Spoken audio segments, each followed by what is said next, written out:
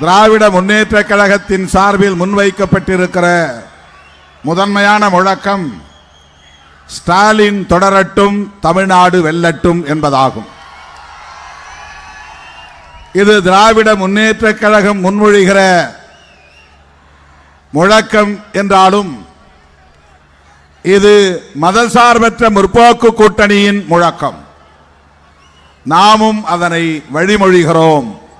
அண்ணன் ஸ்டாலின் தொடரட்டும், தமிழ்நாடு வெல்லட்டும் என்று நான் விடுதலை சிறுத்தைகளின் சார்பில் வழிமொழிகிறேன். அண்ணன் அவர்களின் தலைமையிலான அரசு மீண்டும் அமையப்போவது உறுதி. அதற்கு 3 முக்கியமான காரணங்கள் உண்டு. ஒன்று, நமது கூட்டணி பலம். திமுக தலைமையிலான இந்த மதசார்பற்ற முற்போக்கு கூட்டணி வலுவான கூட்டணி. எண்ணிக்கையால் மட்டுமல்ல, ஏற்றுக்கொண்டிருக்கிற கொள்கையாலும் மக்களால் வரவேற்கப்படுகிற, போற்றப்படுகிற ஒரு மகத்தான கூட்டணி. தமிழ்நாட்டில் இன்றைக்கு களத்திலே நிற்கிற 2 அணிகள், ஒன்று திமுக தலைமையிலான மதசார்பற்ற முற்போக்கு கூட்டணி, இன்னொன்று அதிமுக தலைமையா பாஜக தலைமையா தெரியவில்லை, அது ஒரு கூட்டணி. அதை அதிமுக கூட்டணி என்று யாரும் சொல்வதில்லை, என்டிஏ கூட்டணி, பாஜக கூட்டணி என்றே சொல்லுகிறார்கள். 2 கூட்டணி தான். இதிலே வலுவான கூட்டணி நம்முடைய கூட்டணி. கொள்கை பிடிப்புள்ள கூட்டணி நம்முடைய கூட்டணி. மதச்சார்பின்மையை உயர்த்தி பிடிக்கும் கூட்டணி நம்முடைய கூட்டணி. முத்தமிழறிஞர் தலைவர் கலைஞர் அவர்கள் இந்த கூட்டணிக்கு பெயர் வைத்திருப்பதே கோட்பாட்டின் அடிப்படையில் தான். மதசார்பற்ற முற்போக்கு கூட்டணி. இதுதான் செய்தி. மதச்சார்பின்மை என்பது அரசமைப்பு சட்டத்தின் உயிர் மூச்சு கோட்பாடுகளுள் முதன்மையான கோட்பாடு. அந்த கோட்பாட்டை முன்னிறுத்தி ஒரு கூட்டணியின் பெயரை சூட்டி இருப்பவர் முத்தமிழறிஞர் தலைவர் கலைஞர் அவர்கள். அந்த கூட்டணி இன்றைக்கு நம்முடைய தளபதி அவர்களின் தலைமையில் வெற்றிகரமாக, கட்டுக்கோப்பாக தொடர்ந்து 2016ஆம் ஆண்டில் இருந்து இயங்கி வருகிறது. இந்தியாவில் எந்த கூட்டணியும் அப்படி ஒரு முறை கூடி அடுத்த முறை கலையும், அடுத்த தேர்தலுக்கு மீண்டும் சேரும். அதிமுக தலைமையில் 2021 கூடிய கூட்டணி தொடர்ந்து கட்டுக்கோப்பாக இயங்கவில்லை, சிதறி போனது. அதன் பிறகு அவர்கள் 2 கட்சிகள் 3 கட்சிகள் இப்போது சேர்ந்திருக்கிறார்கள். எனவே மீண்டும் அண்ணன் தலைமையிலான அரசு அமையும் என்பதற்கு 3 காரணங்கள் சொன்னேன். ஒன்று, கூட்டணி பலம். இரண்டாவது, அரசின் சாதனைகள். இந்த 5 ஆண்டுகளில் திராவிட முன்னேற்ற கழகத்தின் தலைமையிலான அரசு இந்திய நாடே திரும்பி பார்க்கக்கூடிய வகையில், பிற மாநிலங்கள் எல்லாம் பின்பற்றக்கூடிய வகையில் ஒரு முன்னோடியான அரசாக, முன்மாதிரியான அரசாக திராவிட முன்மாதிரி அரசு விளங்குகிறது. மகளிருக்கான விடியல் பயணம் திட்டம், மாணவ செல்வங்களுக்கான நான் முதல்வன் திட்டம், தமிழ் புதல்வன் திட்டம், பள்ளி குழந்தைகளுக்கான காலை சிற்றுண்டி திட்டம், மகளிர் உரிமை தொகை மாதம் 1000 ரூபாய் இப்போது 2000ஆக உயர்த்தி வழங்கப்படும் என்று அறிவித்திருக்கிறார். இப்படி எண்ணற்ற பல திட்டங்கள். இந்தியாவிலேயே தமிழ்நாடு கல்வியிலும், மருத்துவத்திலும், சுகாதாரத்திலும் முதலிடத்தில் இருக்கிற ஒரு மாநிலமாக தமிழ்நாடு விளங்குகிறது. சொல்லிக்கொண்டே போகலாம். இரண்டாவது காரணம் அரசின் சாதனைகள். முதல் காரணம் கூட்டணி பலம், இரண்டாவது அரசின் சாதனைகள், மூன்றாவது திராவிட முன்னேற்ற கழகத்தின் தேர்தல் அறிக்கை. தேர்தல் அறிக்கையில் எண்ணற்ற பல சிறப்பு கூறுகள் உண்டு. அதிலே மிக முக்கியமானது ரூபாய் 8000 மதிப்புள்ள கூப்பன் இல்லத்தரசிகளுக்கு வழங்கப்படும் என்கிற கூப்பன். மகளிர் உரிமை தொகை வழங்குகிற திட்டத்தை இந்தியாவிலேயே முதலில் அறிமுகப்படுத்தியது அண்ணன் தளபதி அவர்களின் தலைமையிலான அரசு. விடியல் பயணம், பெண்கள் எங்கே பேருந்து ஏறினாலும் கட்டணம் செலுத்த தேவையில்லை என்று முதலில் நகர்ப்புறங்களில் அறிவிக்கப்பட்டது. இந்த திட்டங்களை பிற மாநிலத்தை சார்ந்த முதலமைச்சர்கள் நாங்களும் பின்பற்றுகிறோம் என்று தமிழ்நாடு வந்து அதை பார்த்து கற்றுக்கொண்டு போகிறார்கள். அதனால்தான் இதற்கு திராவிடியன் மாடல், மாடல்னா முன்மாதிரி, திராவிட முன்மாதிரி அரசு. மோடி குஜராத்திலே ஆண்டபோது முதலமைச்சராக இருந்த போது குஜராத் மாடல் என்று சொன்னார்கள். இப்போது யாரும் அதை பற்றி பேசுவதில்லை. ஆனால் இந்தியாவிலேயே பிற மாநிலங்களுக்கு முன்மாதிரியாக விளங்கக்கூடிய பல்வேறு திட்டங்களை தீட்டி வெற்றிகரமாக நடைமுறைப்படுத்தி வருகிற சாதனையை இன்றைக்கு அண்ணன் தளபதி அவர்களின் தலைமையிலான அரசு நிகழ்த்தி இருக்கிறது. இந்த சாதனைகள் மக்களிடத்திலே போய் சேர்ந்திருக்கிறது. பெண்களும் அனைத்து தரப்பு மக்களும் இந்த அரசு தொடர வேண்டும் என்று விரும்புகிறார்கள். ஆக இந்த 3 முக்கிய காரணங்கள், கூட்டணி பலம், அரசின் சாதனைகள், தேர்தல் அறிக்கை. மற்ற கட்சிகளின் தேர்தல் அறிக்கை வெளியிடுறாங்க, அது வெறும் வாக்குறுதிகளாக இருக்கின்றன. ஆனால் திராவிட முன்னேற்ற கழகத்தின் தேர்தல் அறிக்கை என்பது தொலைநோக்கு பார்வையோடு அடுத்து தமிழ்நாட்டை எப்படி இன்னும் மேம்படுத்த முடியும், வளப்படுத்த முடியும், அனைத்து துறைகளிலும் பிற மாநிலங்களுக்கு முன்மாதிரியாக இதை மேம்படுத்த முடியும் என்று திட்டமிட்டு உருவாக்கப்பட்டிருக்கிற அறிக்கைதான் திராவிட முன்னேற்ற கழகத்தின் தேர்தல் அறிக்கை. எனது அருமை தோழர்களே,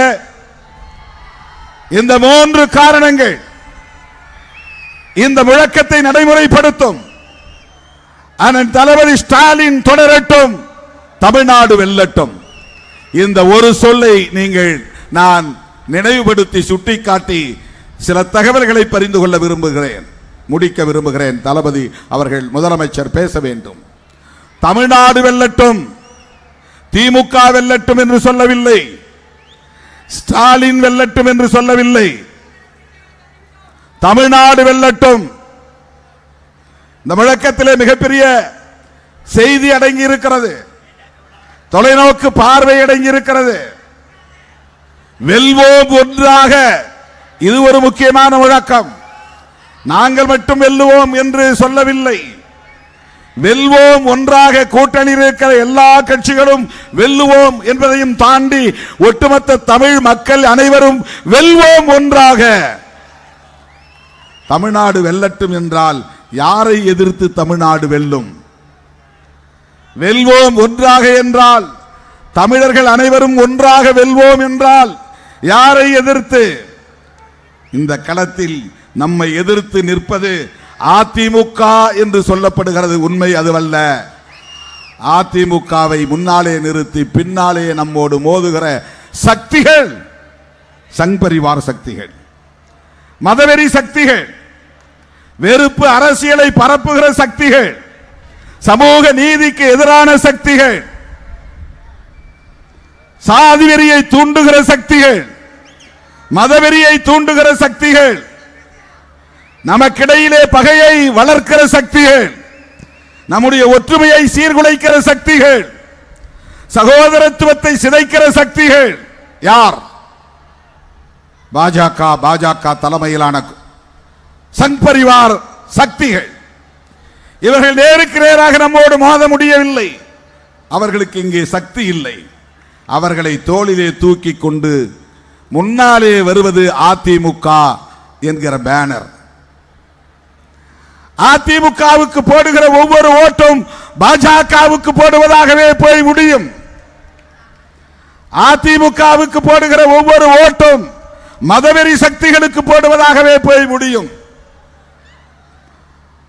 அதிமுக தனித்து இயங்குகிற வலிமையை இழந்து நிற்கிறது. இது எங்கள் கூட்டணி என்று சொல்ல தயங்குகிறது.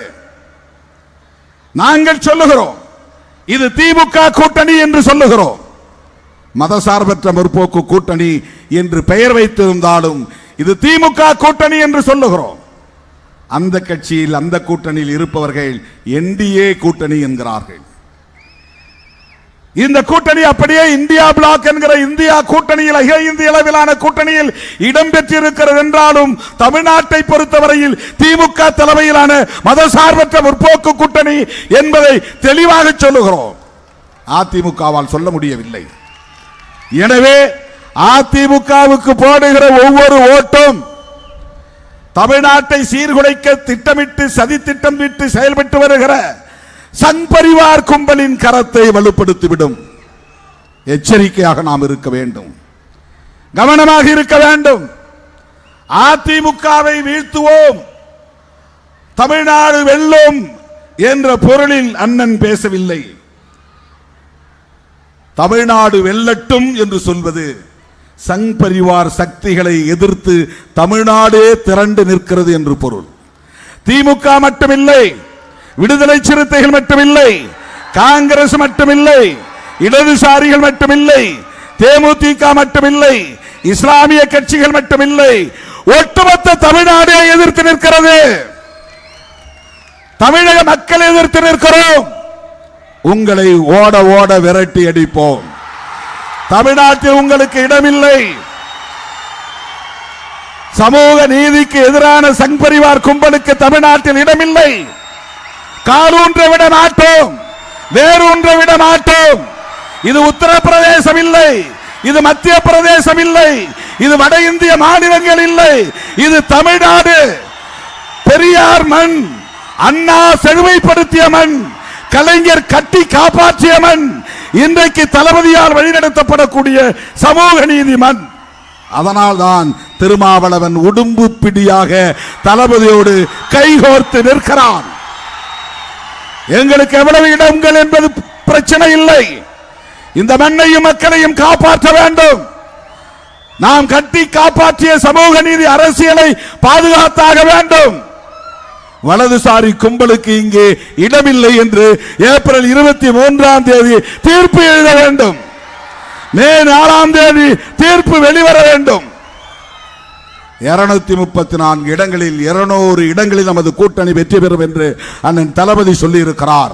என் உயிரின் உயிரான விடுதலை சிறுத்தைகளே, ஒவ்வொரு ஓட்டு முக்கியம். விசிலடிப்பவர்களை தேட்டருக்கு அனுப்புங்கள், சட்டசபைக்கு வேண்டாம். சட்டசபையில் விசிலடிக்க முடியாது, தேட்டரில் தான் விசிலடிக்க முடியும். விசிலடிப்பவர்களை தேட்டருக்கு அனுப்புங்கள். இந்த மண்ணையும் மக்களையும் காப்பாற்றக்கூடிய திராவிட முன்மாதிரி அரசை மீண்டும் சட்டசபையில் உருவாக்குவதற்கு இரவு பகலாக எஞ்சிய இந்த 14 நாட்கள் உழைக்க வேண்டும், கண்துஞ்சாமல் உழைக்க வேண்டும். கடலூர் மாவட்டத்தில் 9 தொகுதி, 9 தொகுதியிலே 2 தொகுதிகளை சிறுத்தைகளுக்கு வழங்கியிருக்கிறார் அண்ணன் தளபதி அவர்கள். ஒன்று, நான் பெருமையோடு சொல்லுகிற தாய்மடி என்கிற காட்டுமன்னார்குடி, அந்த தொகுதியிலே இன்றைக்கு நம்முடைய வேட்பாளராக ஜோதிமணி அவர்கள் இருக்கிறார். இந்தியாவின் ஒடுக்கப்பட்ட மக்களின் தலை நிமிர்வதற்காக ஒரு கமிஷனின் தலைமை பொறுப்பை ஏற்றவர் ஐயா எல் இளைய பெருமாள். அவருக்கு இங்கே 6 கோடி ரூபாய் மதிப்பில் மணிமண்டபம் கட்டியவர் நம்முடைய தளபதி அவர்கள். எல் இளைய பெருமாள் காங்கிரஸ் தலைவர் என்றவர் புறந்தள்ளவில்லை. அவர் ஒரு சமூக விழிப்புணர்வுக்காக தம் வாழ்வை ஒப்படைத்துக் கொண்ட ஒரு மாமனிதர் என்பதற்காக நம்முடைய முதலமைச்சர் அவர்கள் 6 கோடி ரூபாய் மதிப்பிலே சிதம்பரத்தில் முக்கிய சாலையில் மெயின் ரோட் இளைய பெருமாள் மணிமண்டபம் என்று மிகப்பெரிய ஒன்றை நினைவு மண்டபத்தை கட்டியிருக்கிறார். அப்படிப்பட்ட எல்இபி அவர்களை கௌரவிக்கக்கூடிய வகையில், சிறப்பு செய்யக்கூடிய வகையில் நான் போட்டியிடுவதாக விரும்பி எடுத்துக்கொண்ட காட்டுமன்னார்குடி தொகுதியை இன்றைக்கு ஜோதிமணி போட்டியிடட்டும் என்று நிறுத்தி இருக்கிறோம். சில பேர் சொல்லுகிறார்கள், ஒரு தொகுதியை 8 தொகுதி, ஒரு தொகுதியை காங்கிரசுக்கு கொடுத்து விட்டார்கள் என்று. காங்கிரஸ் பாரம்பரியத்தை சார்ந்த ஜோதிமணியை சிறுத்தையாக்கி இருக்கிறேன். அதுதான் நம்முடைய சாதனை. காங்கிரசுக்கு கொடுக்கவில்லை, காங்கிரஸை சார்ந்த பாரம்பரியம் உள்ள ஒருவரை இன்றைக்கு விடுதலை சிறுத்தையாக மாற்றி இருக்கிறோம்.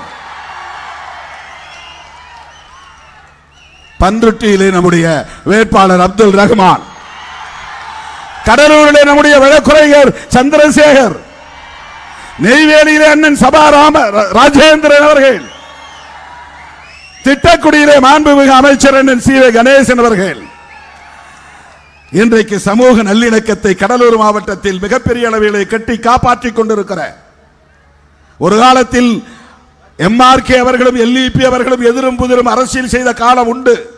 ஆனால் இன்றைக்கு அது முற்றிலும் தலைகீழாக மாறி எல்இபி அவர்களின் வாரிசு ஜோதிமணியும் எம்ஆர்கே அவர்களின் வாரிசு அண்ணன் மாண்புமிகு அமைச்சர் எம்ஆர்கே பன்னீர்செல்வம் அவர்களும் அண்ணன் தளபதி அவர்களின் தலைமையில் கைகோர்த்து நிற்கிற ஒரு மாற்றம் நிகழ்ந்திருக்கிறது. அப்படிப்பட்ட சமூக நல்லிணக்கத்தை இங்கே பேணி பாதுகாத்து வருகிற அண்ணன் மாண்புமிகு அமைச்சர் குறிஞ்சிப்பாடி தொகுதியிலே வேட்பாளராக போட்டியிடுகிறார். நம்முடைய விருத்தாசலம் தொகுதியிலே கேப்டன் அவர்களின் அரசியல் வாரிசாக களத்திலே இன்றைக்கு நம்மோடு கைகோர்த்திருக்கிற பெருமதிப்பிற்குரிய தலைவர், ஒரு பெண் தலைவர், தமிழ்நாட்டிலே ஒரு பெண்மணி இன்றைக்கு மிக துணிச்சலாக இந்த அரசு தொடர வேண்டும் என்று ஊர் ஊராய் சென்று பிரச்சாரம் செய்து வருகிறார் திருமதி பிரேமலதா விஜயகாந்த் அவர்கள். சிதம்பரம் தொகுதியிலே மனிதநேய ஜனநாயக கட்சியின் தலைவர் தமீமுன் அன்சாரி, அவருக்கு உதயசூரியன் சின்னம், விருத்தாசலத்திலே முரசு சின்னம், மற்ற தொகுதியில் அனைத்திலும் அண்ணன் புவனகிரி மன்னிக்க வேண்டும் துரைக்கு சரவணன் அவர்கள் உதயசூரியன் சின்னத்திலே போட்டியிடுகிறார். கடலூரிலே கை சின்னம், குறிஞ்சிப்பாடியிலே உதயசூரியன் சின்னம், பன்ருட்டியிலும் காட்டுமன்னார்குடியிலும் பானை சின்னம். நம்முடைய கூட்டணி இயற்கை கூட்டணி. கதிரை அறுப்பதற்கு அறிவால் தேவை. அம்மா சொன்னார், அந்த நெல்மணிகளை நம்முடைய கூட்டணியில மேலே ஏறுவதற்கு ஏணி தேவை. எவ்வளவு இயற்கையாக நம்முடைய கூட்டணி அமைந்திருக்கிறது. அங்க ரெட்டையில தாமரைப்பூ மாம்பழம் ஒன்றுக்கொன்று தொடர்பே கிடையாது, ஒன்றுக்கொன்று தொடர்பே கிடையாது. இந்த இலையில் தாமரை பூக்காது, தாமரையில் மாங்காய் காய்க்காது. தொடர்பே இல்லாத கூட்டணி, இயற்கையிலேயே முரண்படுகிற கூட்டணி, பொருந்தாத கூட்டணி. எதுவும் பேச முடியல. தனிப்பட்ட முறையில் அண்ணன் தளபதி அவர்களை பற்றி கொச்சைப்படுத்தி பேசுகிறார்கள். முத்தமிழறிஞர் கலைஞர் அவர்களை எப்படி ஒரு குழந்தையை போல அவர் பாதுகாத்து பராமரித்து அவரை நல்லடக்கம் செய்தார் என்பது நாடே அறியும். ஆனால் எதிர்க்கட்சி தலைவர் அப்படி கொச்சைப்படுத்துகிறார். தோழர்களே, இந்த இயற்கை கூட்டணி மீண்டும் வெல்ல வேண்டும். அண்ணன் தளபதி அவர்களின் ஆட்சி தொடர வேண்டும். அதற்கு சிறுத்தைகளின் பங்களிப்பு மகத்தானதாக இருக்க வேண்டும். சிறுத்தைகள் உள்ள இடம் வெற்றி பெறும் என்பதை மீண்டும் வரலாற்றில் பதிவு செய்ய வேண்டும்.